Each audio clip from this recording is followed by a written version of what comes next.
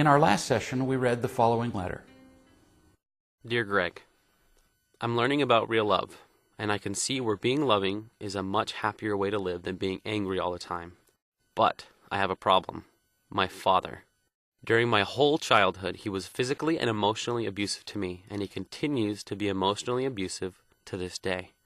I can't begin to describe how many times he has hurt me over the years. I have had a terrible problem with self-esteem my entire life. How can I forgive all those injuries? I just don't see how I can begin to make a dent in all of them.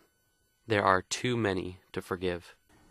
In our last session, I suggested that you might set aside your entire notion of forgiveness, since your father never intentionally did anything to hurt you.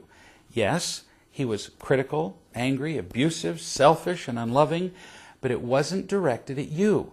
He was only using getting and protecting behaviors designed to keep his own head above water.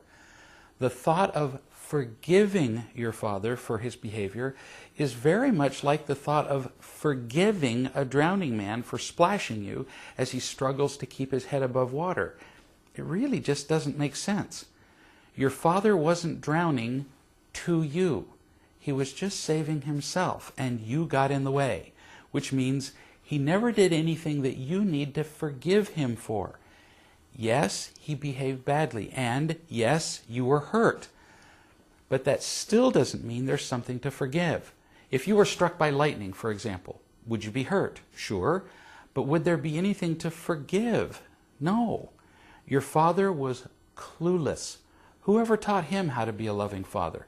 He had no idea how to behave differently and avoid hurting you.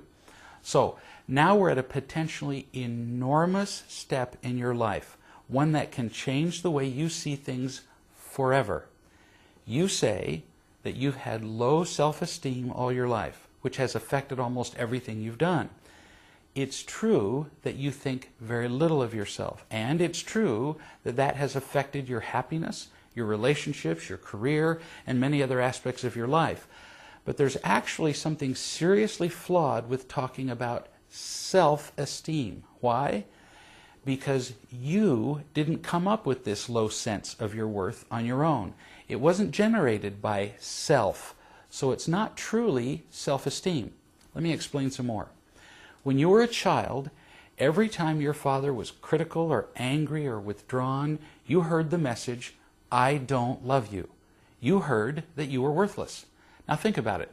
When a 35-year-old, 200-pound father stomps up to a 4-year-old child and says with his behavior, "You are worthless," there isn't a 4-year-old on the planet who would have either the insight or the courage to say, "Now, Dad, let's look at this.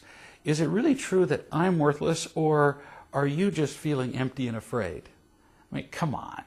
When a parent tells a child that he's worthless, the child accepts it. Period. It becomes a fact. So your assessment of your worth came from your father and mother and teachers and peers and others, not from yourself.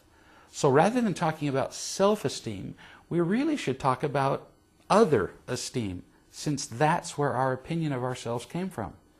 Now, what in the world does this discussion about self-esteem have to do with our previous discussion about understanding that your father is drowning? Oh, everything. And we'll talk about that in our next session.